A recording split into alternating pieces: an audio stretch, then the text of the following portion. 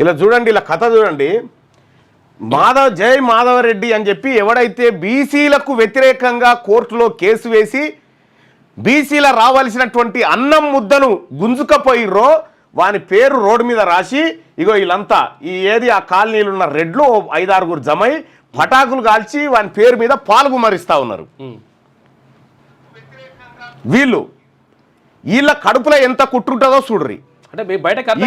వీళ్ళ చేతిలో ఎవడు మూత్రం కూడా పోయొద్దు రేపు పొద్దున.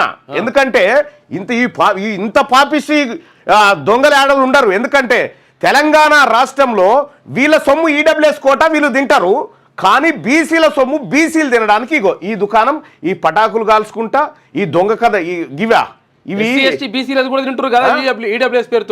మనది తినుకుంటా. ఇగో ఇదా ఏం జరుగుతూ ఉంది తెలంగాణ రాష్ట్రంలో బీసీ ప్రజలారా.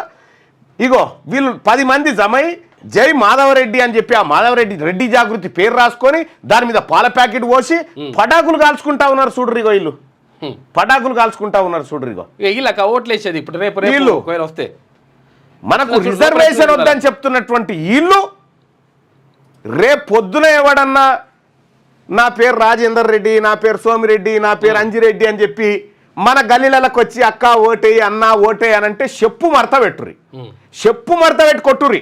ఎందుకంటే గింత కుట్ర ఉన్నది వీళ్ళ కడుపులల్లా,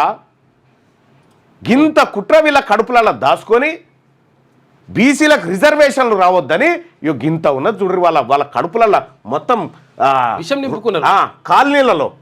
కాలనీలలో పెట్టుకొని వీళ్ళ